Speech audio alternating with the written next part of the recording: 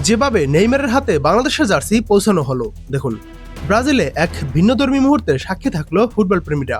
বাংলাদেশ জাতীয় ফুটবল দলের জার্সি তুলে দেওয়া হলো ব্রাজিলিয়ান সুপারস্টার নেইমার জুনিয়রের হাতে।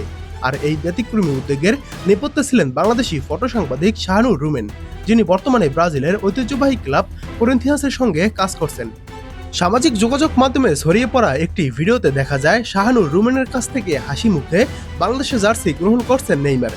ভিডিওটি ইতিমধ্যে বাংলাদেশি ফুটবল সমর্থকদের মধ্যে ব্যাপক সাড়া ফেলেছে। অনেকেই এটিকে দুই দেশের ফুটবল সংস্কৃতির এক সুন্দর সংযোগ হিসেবে দেখছেন। শাহানুর রুমেন দীর্ঘদিন ধরে ব্রাজিলে অবস্থান করে ফুটবল কাভার করছেন। ক্যাম্পেনত ব্রাজিল ও সিরিয়া সহ বিভিন্ন প্রতিযোগিতায় কাজের অভিজ্ঞতা রয়েছে তার। সেই সুবাদে বিশ্বের অন্যতম আলোচিত ফুটবল তারকার হাতে বাংলাদেশের জার্সি তুলে দেওয়ার সুযোগ পান তিনি।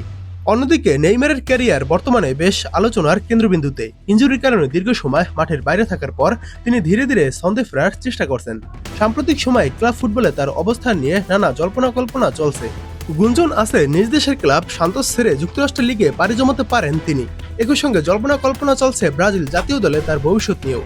আসন্ন বিশ্বকাপকে সামনে রেখে ব্রাজিল দলের পরিকল্পনায় নেইমার থাকবেন কিনা তা এখনও পুরোপুরি নিশ্চিত নয়। ইনজুরি, ফিটনেস ও পারফরমেন্স সব মিলিয়ে তিনি কিছুটা অনিশ্চয়তার মধ্যে রয়েছেন।